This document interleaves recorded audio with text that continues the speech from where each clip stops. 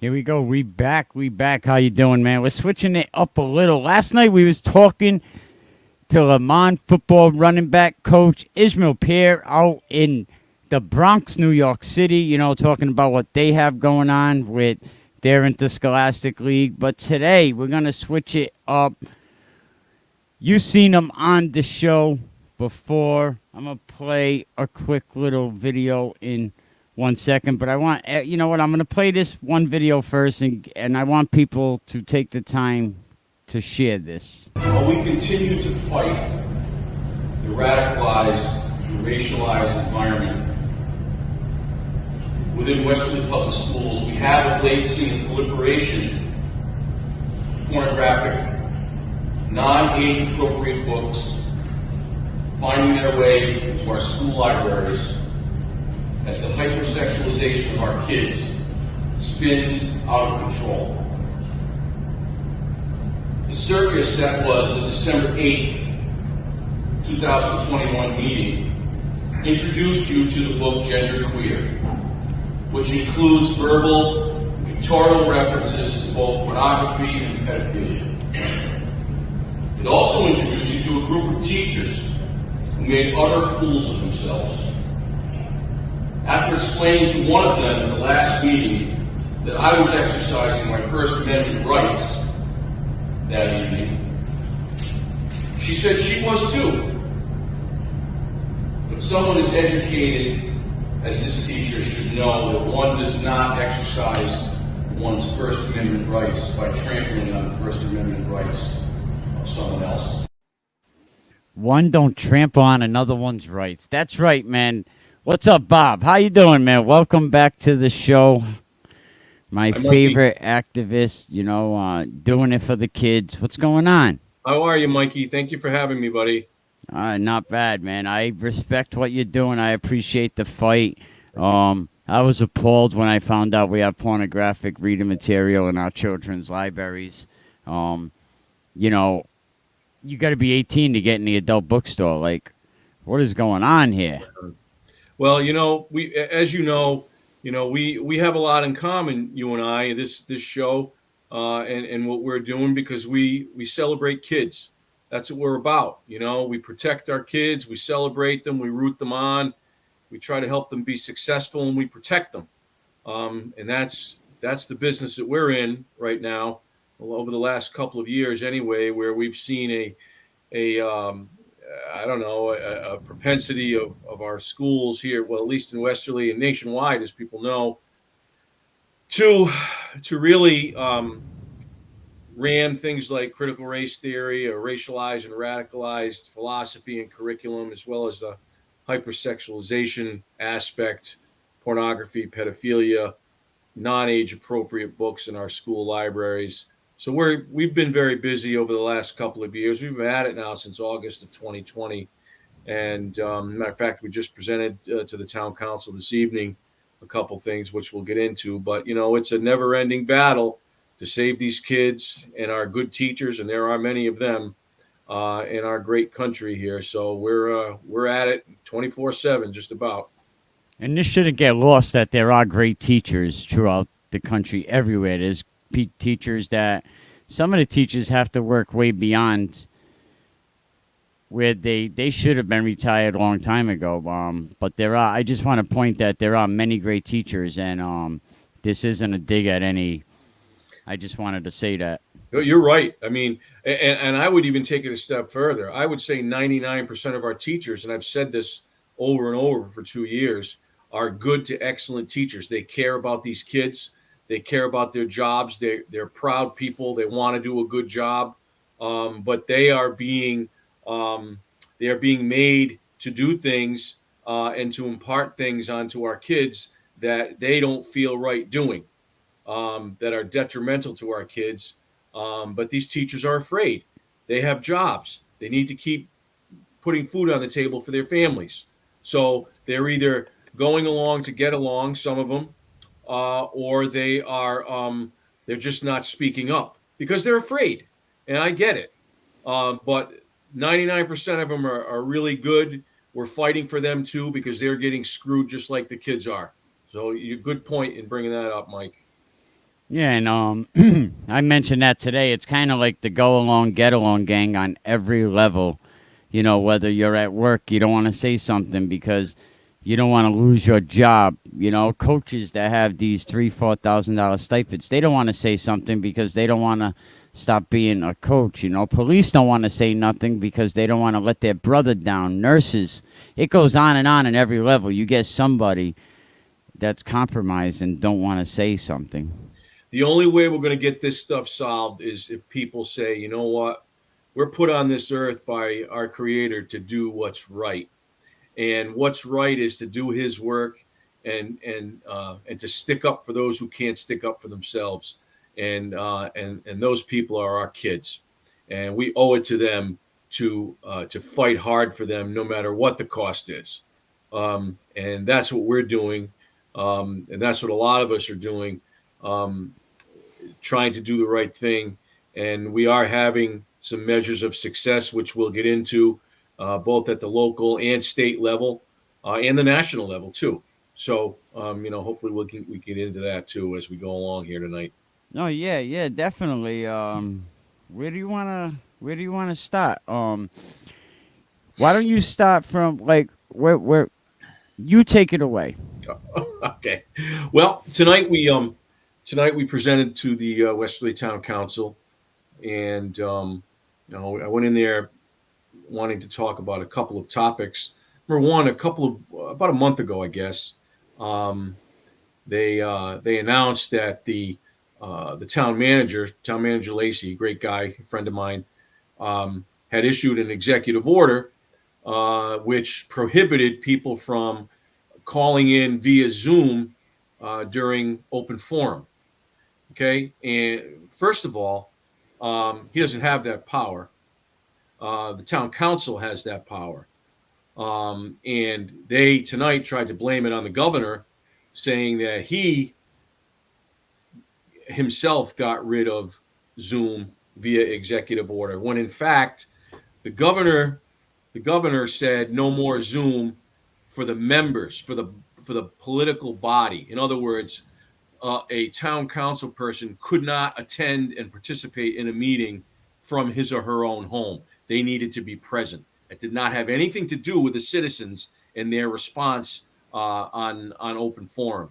So that was an outright lie today by Suzanne Giorno. That was incorrect, and she knows it.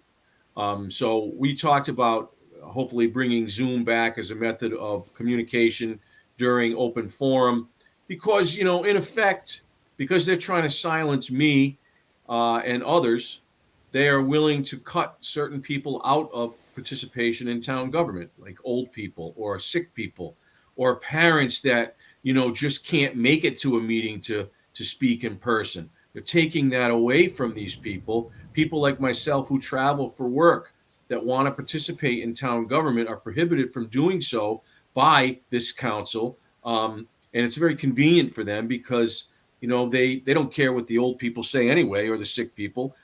Some of them, not all of them, and they certainly don't want to hear from me anymore. So they do things to silence some of us, and that's what we're fighting against. So we did get some good feedback tonight. I think there will be some further consideration of bringing that back. I'll be in communication with the governor's office tomorrow to see what we can do on that end. The other thing we talked about again was the book Gender Queer that we had in that clip, and we have gotten not much accomplished in terms of our initial complaint with that the Attorney General's office has now against Westerly Public Schools. He sat on it for 4 months, hasn't done anything. I've called. Is he still ghostlighting you? Are they still ignoring you? He is. Yeah. How do you get away with this? I don't know. It's a crime, correct? Yeah. I mean, yeah. And he knows it's a crime. I mean, that book violates Rhode Island obscenity statutes, and he contends that the obscenity statute only pertains to commercial distribution, which he's a lawyer. I'm not, but I can read. And it's not just commercial distribution, and he knows it. So he's hiding because it's an election year, and he doesn't want to make any tough decisions. But I've contacted that office at least 30 times in the last 4 months, and I've gotten one response. He won't go on the radio with me. I've asked. He won't do it. He will issue statements and stuff, but I call him every other day, and one of these days he'll call me back. Now tonight, I asked the town council, because they have funding. They fund the school committee, our schools, and I asked them to do the right thing and to remove that book, Gender Queer, from the high school library. And a couple of the counselors were in support of me, but most of them were not, and they don't want to remove the book. So we are going to be filing new criminal charges later in the week. And included in that will be some members of the Westerly Town Council as well. Why would they be in favor of this book? Anybody that's seen it shows it is complete disgusting. Right. You show a little boy going down on another little boy, a boy going down on a man. Yep. And it sounds like that the book talks about that's okay. You're not weird. You're normal. Like, why are they okay with this? The book itself is about a young lady who is struggling with her sexual identity, with her gender, which, you know what, in and of itself, I get it. You know, I am not unsympathetic to that. Okay. The problem occurs when you show depictions of a man or an adult and a minor fondling each other's genitals while in the state of arousal. That's a crime. Okay, that's criminal. That violates the obscenity statute, violates the child pornography statute. Attorney General Nerona knows this. Okay, it also, as you correctly said, shows two minors performing oral sex on one another.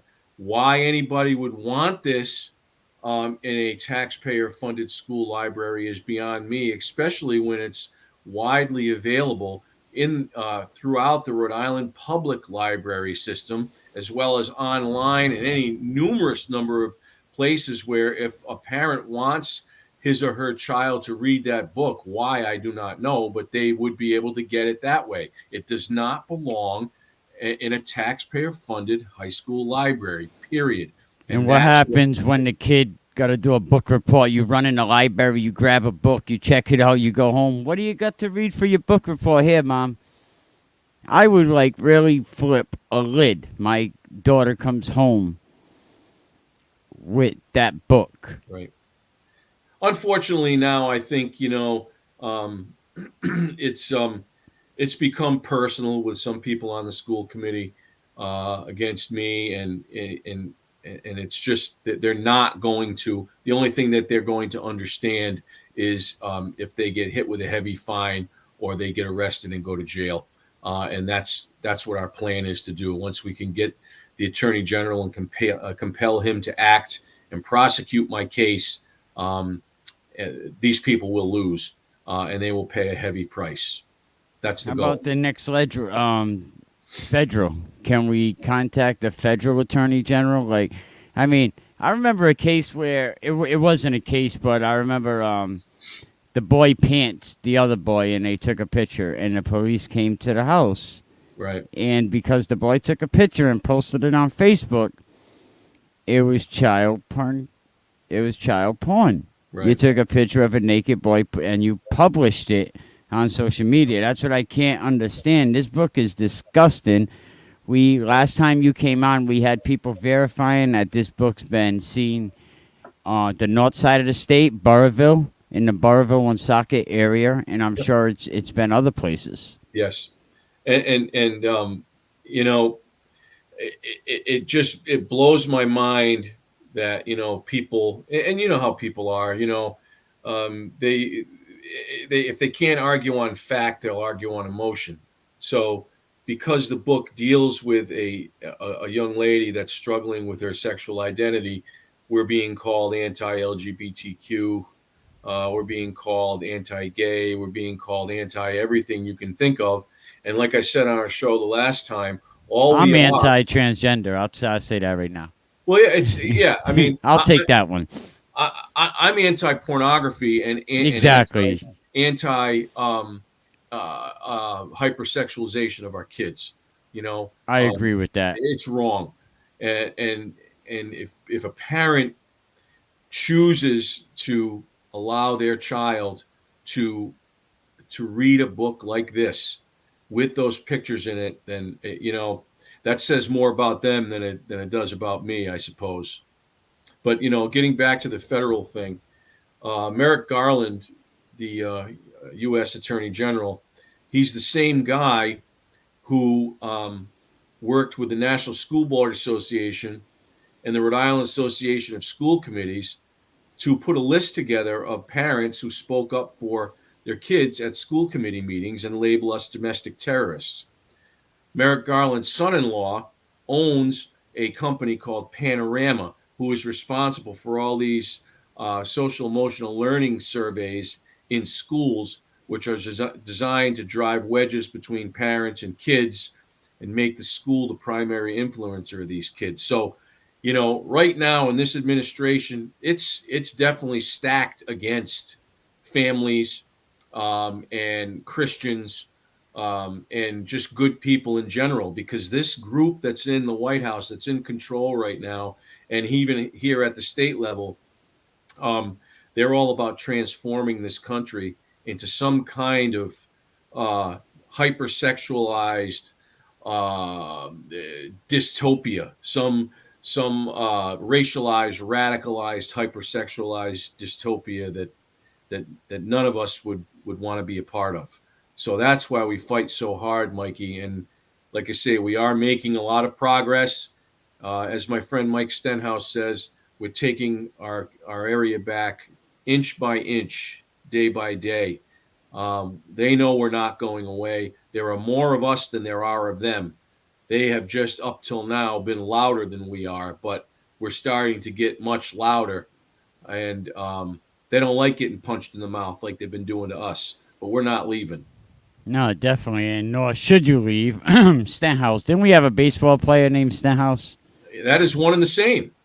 Is it? Okay. Mike is a former Expo and former Red Sox from the 80s. You got to get him up here. You got to get him on the show, man. Cranston oh, my boy. goodness. Yep. Ronnie Spazzato going to be on this week with the talking about the Westerly Bulldogs. Historical. How great is that? I mean, I haven't reached out to Ronnie yet, but I'm going to. I mean, I am so proud of that kid.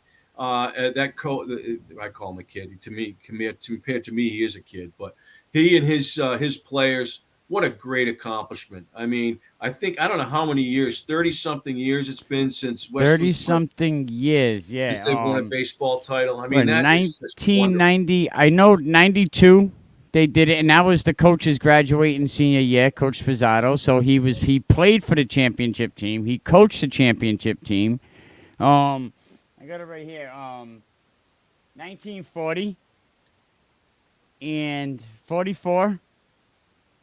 92 and 22, but I'll get one better. Also in 1927, before RIIL, they actually won another championship then, and then in 31, and then in 35.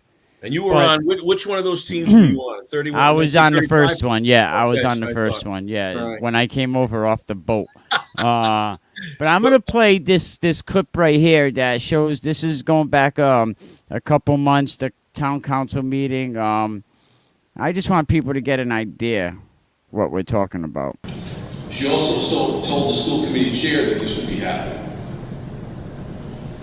This occurred after her Facebook page was scrubbed. Most of its pro-BLM material after she was tipped off by the school committee chair. Since then, through Judicial Watch, we have gotten via APRA request Bill Gates' own Odell Education race-based ELA curriculum in grades 9 through 12. I believe the school committee thought this would be piloted in only one grade, not the entire high school in the first year. Secondly, Heinleiter Institute's race-based teacher bias training 53-page deck, which Mr. Garso famously said didn't exist. Excuse me, never said that, sir. Excuse me. Never said that. Can I make sure that doesn't go against my time, please? Which Mr. Garso said didn't exist, was exposed nationally by Judicial Watch.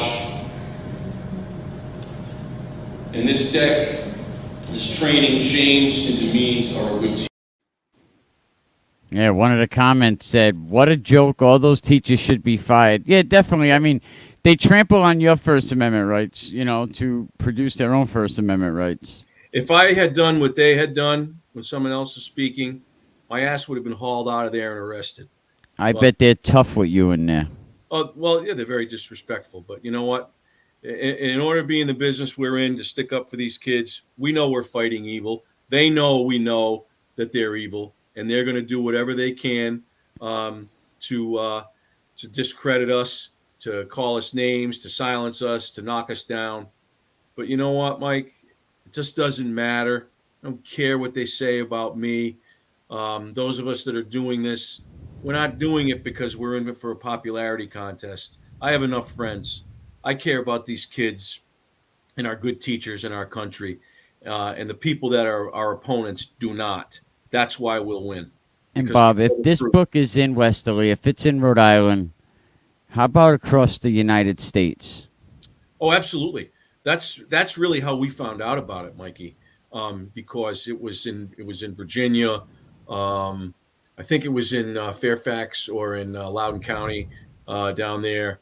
And just on a lark, I put in Judicial Watch put in an APRA request for me, which is a public records request, and we just asked for, do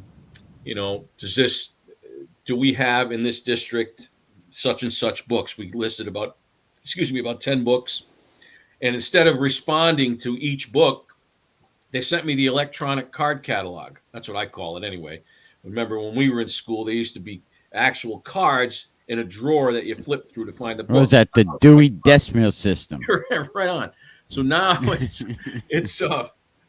electronic. So I went in there and looked for it, and sure as hell, it's at the high school library, and as are a number of other books. So yeah, it's there, and we've followed the process to try to get it removed, and they convened their committee, which they still won't share with me who was on it. They won't share any of the meeting minutes with me, but we will get that via public records request, and we will expose the minutes, and we will expose who's on that committee. And we are going to keep fighting, like I said, to get that book out of that high school library. We're not saying anything about the public library or Amazon or wherever, Barnes and Noble. I'm talking about the Westerly High School Library. I mean, libraries in general, them books have to come out of. They have to come out of the children's section, at least 18 plus. You can't even buy, no matter what you say is offensive. Everything's offensive now but sin. So, yeah, get these books out of the school libraries, out of Rhode Island libraries, out of the libraries in general. And you had said that, so as soon as we get the minutes, maybe we'll see what school committee members voted on this. Well, it'll be they not school committee members. They're at least one or two parents with a kid in the high school, the principal, assistant principal, librarian, a couple other people are on it. Incidentally, there is nobody represented on there. No taxpayer is represented on there unless they have a child at the high school, which is another thing that's wrong because my kids went all through Westerly Schools, as did I. Yet we don't have a say on this committee. We can't serve on it because we don't have a child currently at Westerly High School. That's BS. That's not right. You pay taxes towards Westerly High School, don't you? Damn right we do. That's right. So give me my tax money back. We need to have a say. And you know what? It may be coming to that. I've got some interesting factoids that I just got today that your audience might be interested in listening to or hearing here. Westerly is third in the state of Rhode Island in terms of per pupil expenditure at $26,000 per child per year. Okay. So keep that in mind. They're third, 26 grand a year. They also this district pays $2.8 million a year in tuition to send to send kids to schools other than Westerly Public Schools. Okay. How much is that a year on outside transfers? 2.8 million. Okay. That's about in the middle of the pack. Which, you know what? I guess we should be thankful because, with our scores so low, our RICAS and SAT scores so low, as well as only about 30% of our kids being proficient in math and English, parents are probably making a good move getting their kids the hell out of here. You bring up a great point when you mentioned transfers, 2.8 million. There's a lot of talk lately about parents requesting to move their kids to other districts for the school. Right. But people are saying who pays that bill if kids go to another district. So now we know that the homeschool paid the bill, which the hometown, which we did. But 2.8 million Westerly pays out for other districts to educate That's right. their children. That's right. I've got the data. I just And got it we're today. the 26th. And how many school departments are in I think program? there's I don't know. 43, I believe, public Something schools. like that. I think it's Yeah. 43. And we're third in terms of per pupil expenditure at 26 grand a kid. And in and of itself, if we were getting results, if our kids were proficient in reading and in math, and if their scores were good, we're in the bottom third of the state in terms of RICAS and SAT scores. We're pissing away millions of dollars every year, and we're getting nothing back for it. Our kids are not learning because the district and the state are shoving all of this racialized and radicalized, sexualized SEL BS down these kids and teachers' throats. There's no time for learning. Okay, but yet they cut Zoom out of open forum at meetings to save $15,000 a year when they're pissing away $4 million on this stuff. That was one of our arguments tonight. It's like, how is they spending that much money on Zoom? I can't understand. I'll go over there and I'll run the streaming, and they could give me $1 million a year. Like, well, they say they're spending about $250 every school committee meeting and every town council meeting for Zoom. I don't know. Absolutely not. It's ridiculous. I mean, it's a lie. They're trying to silence us. We're on to them. We know what they are. We know who we're dealing with here. And we will get Zoom reinstated for open forum, both for school committee and for town council meetings, because you know what? People that are old, like I said before, people that are sick or infirmed and can't make it to meetings, busy parents, people like me who work for a living out of town a lot of times, still want to take part in our town government. We love our town. We deserve a voice. And if we can't be there in person, then we need to be able to contribute via Zoom. I had a town council person, Suzanne Giorno, say to me tonight, make an effort. If you really care about an issue, make an effort and be there. That is insulting to me, because I put in more effort in the last 2 years than she has since she's been on that town council. It's ridiculous. No, and anyone that don't know this, man, he's been fighting for a couple years now, doing the right things for the kids. Does not have a kid in the school system. They all graduated, and they asked him, why do you care? Why do you care? Do you want to answer? We have a question from someone, and they want to know, how is this not criminal? Is that Joe? Yes. Yeah. Hey, Joe. Well, I'm assuming he's talking about the book. Yeah. Yes, the book. Absolutely. Well, it is criminal. Like I said, I filed criminal charges back in February against Westerly Public Schools, including all members of the school committee, superintendent, assistant superintendent, Principal Mike Hoban of the high school and Marianne Miranda, the librarian, or whatever her title is. And it was based on violation of the Rhode Island obscenity statute, which is clear that this is a violation of that. So, and I got into all this stuff about the AG, and he's being lazy, doesn't want to do anything, doesn't want to touch it. So, we're going to file new charges. I gave them the town council tonight. I said, I'm going to give you 15 days to send me a letter telling me the book is out of the high school library, and was told unequivocally by council chairperson Sharon Ahern that was not going to happen. So I'll be filing charges based on the erotica statute and another statute, child pornography statute, later this week when I get back from a business trip. So, they're pushing us to do things that we really don't want to do. All we want to do is protect our kids and stop the hypersexualization of our kids, and they won't allow us to do that. So we will compel them to do that by another means. So yes, to answer Joe's question, it is criminal. And here is the actual police report. But what I noticed in respect to the police department, what I noticed that this is one department that eyewitness isn't enough to arrest somebody. I mean, I seen that firsthand. Someone eyewitness, that man pointed a rifle at me, and it still wasn't enough. So, a lot of politics up here. So I think you got to go higher, Bob. I think you got to get the federal law enforcement involved. The local level, it's going to be tough. I think there's too much influence. Well, in defense of the WPD, they did their job in this instance. They investigated it, which they told me they would do, and they passed it on to the Attorney General's office.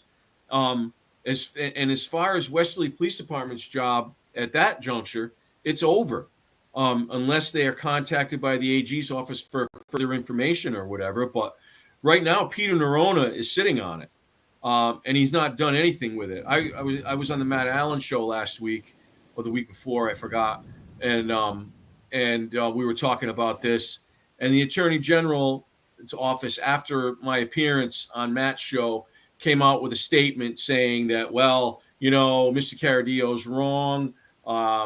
This statute pertains to commercial distribution only, which is BS, and he knows it. That commercial distribution is only part of it. It's an outright lie, and he's taking advantage of people that don't know the law. Like I say, I'm no lawyer, but I sure as hell can read, and it's not just commercial distribution that's at issue here. I would guarantee that if there was a way judiciary to look who was charged with this recently, and I guarantee you would find a lot of people from the inner city below poverty level that were not educated, no attorney, were charged with the same crime. And I bet it wasn't commercial as well. Right. I've seen it. People posting some nudity, pornographic images, especially with children. Yeah, and it doesn't matter whether they're pictures of real kids or drawings or whatever, or cartoons.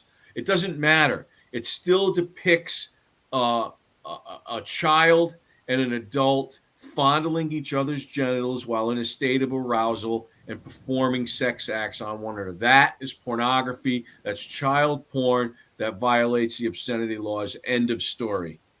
Anybody that says it doesn't is disingenuous and a liar. And that includes Peter Nerona. That includes the chair of this school committee here in Westerly. That includes anybody on the town council that believes that way as well. And all the candidates for governor, I hope maybe one of you guys would step up and do something, speak up about this, because it's an issue about our children. And it seems like it's going with the padding that's been going on for the last 2 years. They're reprogramming us. They are. And I have to say, myself and a few other of my colleagues that we work closely with have been spending quite a bit of time at the State House lately, working with our legislators to get bills passed. Believe it or not, there's a senator from Providence. Her name is Tiara Mack. She sponsored a bill which would have mandated the teaching of pleasurable sex to students beginning in 6th grade. That's anal sex, oral sex, vaginal sex, all of this. 6th grade, 12 years old, these kids. So we testified. It was a Senate bill. I can't remember, 76, whatever was the name of the number of the bill. But we went up and testified against it. That bill will never see the light of day, thank God. Senator Jessica De La Cruz sponsored a bill, Senate Bill number 2219, that we also testified in support of. This particular bill closed a loophole that allowed teachers and coaches and adults in custodial authority of kids to have sexual relations with these kids as young as 14 years old. 14. Like a teacher, A teacher, a coach, or any adult in custodial authority of kids. So we worked very hard to get that loophole closed, and a lot of credit goes to Senator De La Cruz, Senator Gordon Rogers, both Republicans, and several Democrats that worked with us as well. Frank Lombardi from Cranston, Stephen Archambault of I can't remember, Smithfield, I think, and Senator Reptakis also. But Senator Elaine Morgan also is local from the Charahoe district. She worked with us. Representative Pat Morgan, Republican, also from West Warwick. So we, the House also had a bill similar to that to make it illegal. Believe it or not, we have to legislate against this stuff to make it illegal for these people, these adults, to have sex with their students and players and those in their care.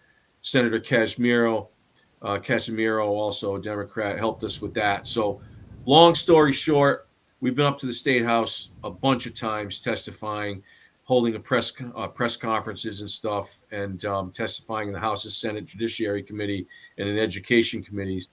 And it looks like these bills will be on Senator McKee's desk for signing and become law. Governor McKee? Pardon me? The governor or the Senate?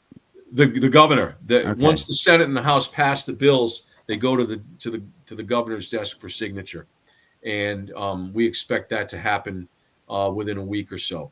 To have these bills become law and to do more to protect these kids who so sorely need it and deserve it. You look at the North Kingstown situation. Dan York was crapping all over Tim White the other day, making jokes of that. Yes, he was.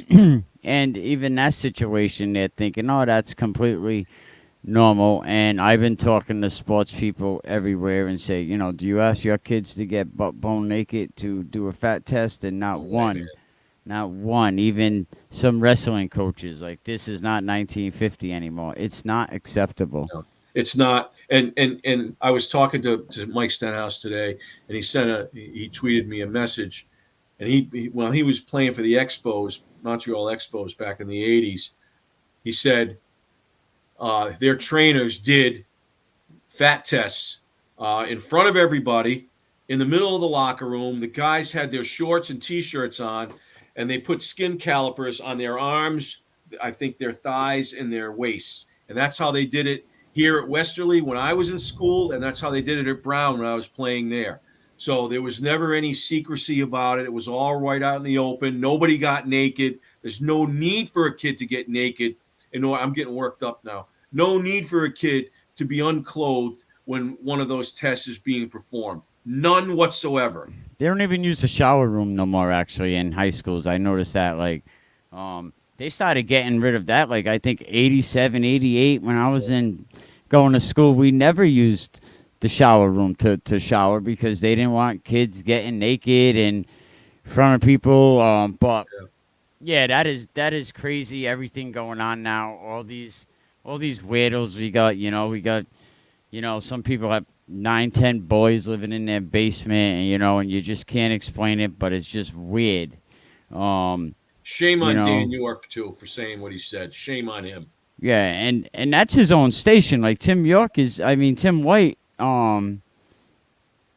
did a great story on it, and this guy comes and just craps all over it, and that's his coworker. I just don't understand it. How can you possibly say that, he can? This is what he said. He said, I can get 30, 40, 50 guys to say that it's no big deal. So I challenged him. I sent him a note today, and I said, well, bring it forward. Where are these guys? Where is it? Dan York's a dinosaur. His days are well past. Anybody that can cover up for his buddy Aaron Thomas and say the stuff that Dan York said, shame on him for doing that. Listen, Bob, credit you. Anything else you have going on that you want to cover? Let's see. We got the House and Senate bills in there. Just, we're going to continue doing what we're doing. We have not forgotten about the racialized and radicalized curriculum. We're always working on stuff like that. Some of the things that we're working on right now are just they take a long time because they're very involved. So while it might seem like we're kind of quiet, we're working on things and they just take a while to happen, like this criminal complaint, and some other stuff, some public records requests that we're waiting on information on. So continue to follow us. I have a Facebook page, as you know. It's called Westerly Residents Against Indoctrination. I would encourage anybody who is interested in fighting for our kids, our good teachers, and our country to come aboard and join us on that Facebook page. And you can follow me on Twitter if you want. Also at Chiaradio 14. That's at BCHIARADIO 14. And you can come back in the comments after and put it in the comments, and then people can definitely share it. I'll definitely send you the link. If parents want to get involved, if they want to say, yo, should I call my kid's school and see if they have this book? I mean, school's over today, but what should parents do? Parents, there are several things that they should do. They have every right to contact their kid's teachers, their kid's assistant principal, and their kid's principal. Every right to do so and ask, what are they learning? What is the curriculum? What books are you using? What are you teaching my kids? Okay, that's one thing. Second thing they can do is every survey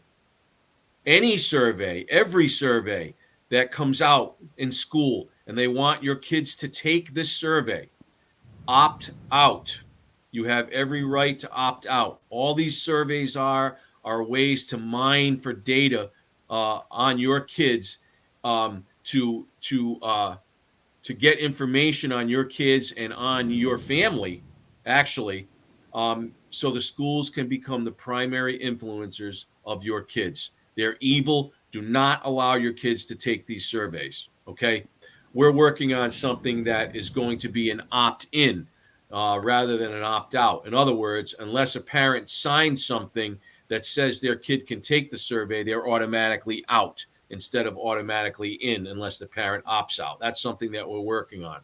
The other thing they can do is they need to get off the couch and they need to go to school committee meetings. They need to speak on behalf of their kids. It's great. We've got 800 or 900 people in my Facebook group. Several of us do. But what we don't have is vocal support at school committee meetings. And one of the town council members just asked me tonight, and she's correct, where are these parents? They all say, we support you, we're behind you. But yeah, you can be behind us on a keyboard, and we appreciate it. Believe me, we do. But it would be so much more helpful to have people in numbers, parents in numbers, show up at school committee meetings and speak on behalf of their own kids. So I think they're afraid. They're afraid of the blowback, and I'm sure you could relate to that. But you're right. You should be your kid's best advocate. I used to go into school yelling and hollering, and when I would finally calm down, they would actually say, "You know what? I appreciate you're your kid's best advocate." You're right, Mike. And to those people that are afraid or have other reasons for not showing up, if you're a good parent, it's your responsibility and your duty to go there and speak up for your kids. What in the hell else could be more important than fighting for your kid? You know, and one day you're going to wake up and you're going to lose these kids. We're going to lose them, and we're going to lose this country if we don't fight back. We can save it. We can do it, but we have to. It's going to take all of us to do it.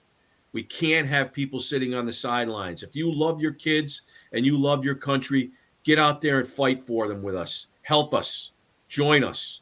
That's what we need. And we're in the worst. This ain't the first time I spoke about this. This is the worst time ever for fatherless homes.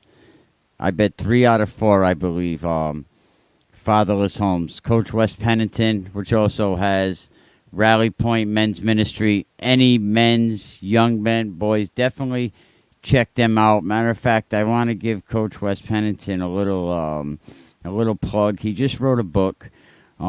It's Through the Smoker, What Barbecue Can Teach You About How God Prepares a Man. He said, great book, real fast.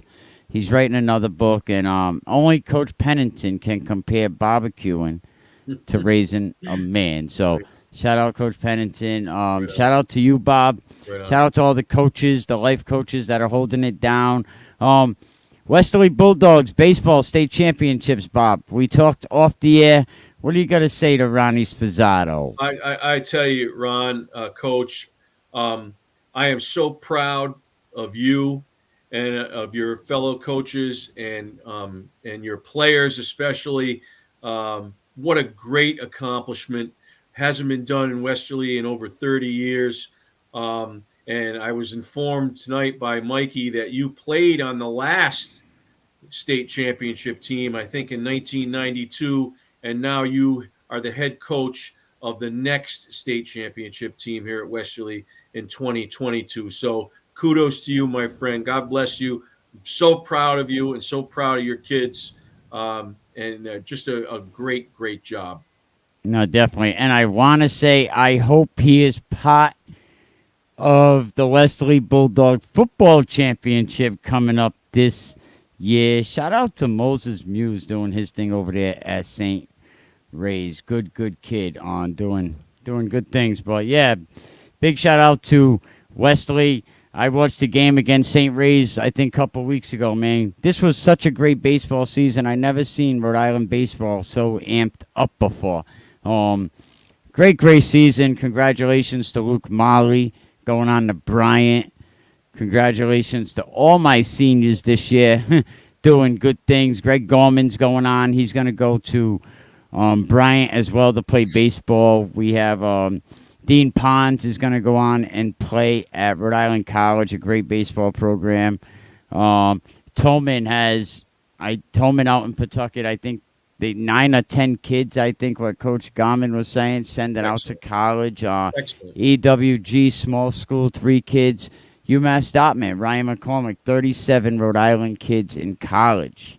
This is what these coaches is about. It's about them being life coaches, man. And I love all these coaches, even though they cross that line, I'll tax that ass.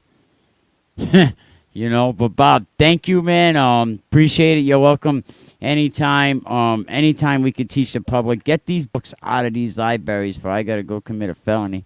Go do it myself.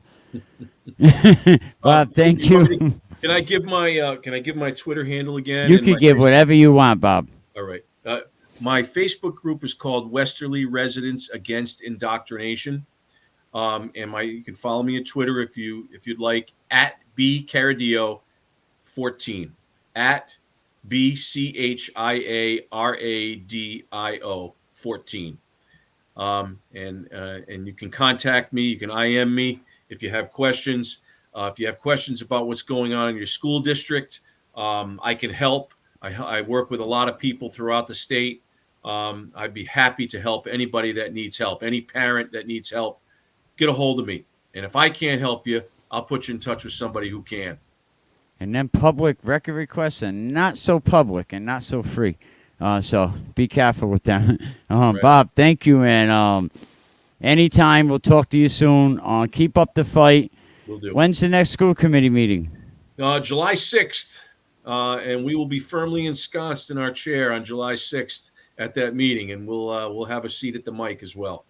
Let's go, man. I appreciate it, Bob. We'll talk to you. I'm going to play the video one time in case people just join in so they have an idea of what we're talking about, graphic images. But, Bob, thank you very much. Appreciate it. Thank you, Mikey. God bless. Thanks for having me. She also told the school committee chair that this would be happening. This occurred after her Facebook page was scrubbed. Most of its pro-BLM material after she was tipped off by the school committee chair. Since then, through Judicial Watch, we have gotten via APRA request, Bill Gates' own Odell Education race-based ELA curriculum in grades 9 through 12. I believe the school committee thought this would be piloted in only one grade, not the entire high school in the first year. Secondly, Heinleiter Institute's race-based teacher bias training 53-page deck, which Mr. Garso famously said didn't exist. Excuse me, never said that, sir. Excuse me. Never said that. Can I make sure that doesn't go against my time, please? Which Mr. Garso said didn't exist, was exposed nationally by Judicial Watch, and this deck, this training shames and demeans our good team.